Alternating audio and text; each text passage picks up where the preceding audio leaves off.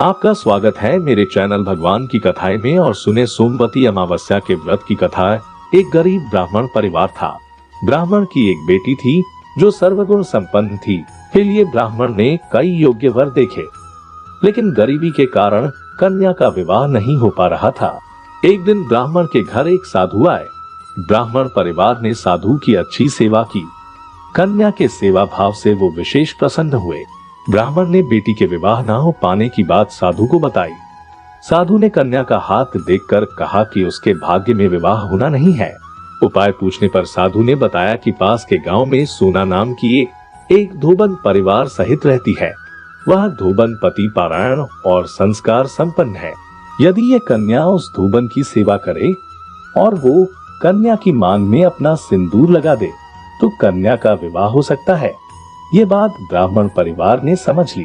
साधु के बताए अनुसार ब्राह्मण कन्या रोज सुबह सुबह धोबन के घर जाकर उसके घर के काम करने लगी। धोबन ने अपनी बहू से कहा कि आजकल तुम सारे काम कब कर लेती हो पता ही नहीं चलता। बहू बोली, मुझे तो लगा कि आप सारे काम कर लेते हो। दोनों बड़े हैरान हुए।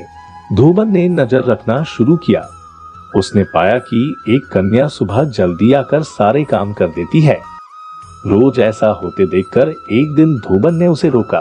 वह उसके पैरों में गिर पड़ी और पूछा, आप कौन हैं और छुपकर मेरे घर की चाकरी क्यों कर रही हैं? कन्या ने उसे साधु द्वारा कही सारी बात बता दी। सोना धोबन संस्कारी और पतिपरायण थी। उसमें तेज था।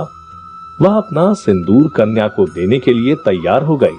सोना धोबन ने जैसे ही अपनी मांग का सिंदूर कन्या की मांग में लगाया, धोबन के पति का देहांत हो गया। यह देखकर धोबन निर्जल ही अपने घर से निकल गई। उस दिन सोमवती अमावस्या थी। धोबन को एक पीपल का पेड़ दिखाई दिया। धोबन के पास कुछ और तो था नहीं।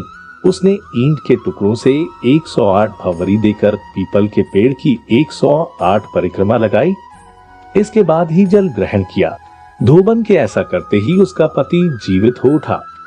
ब्राह्मण की बेटी का विवाह भी हो गया। इस तरह सभी को अभीष्ट फल और सुख सौभाग्य की प्राप्ति हुई। कथा समाप्त हुई।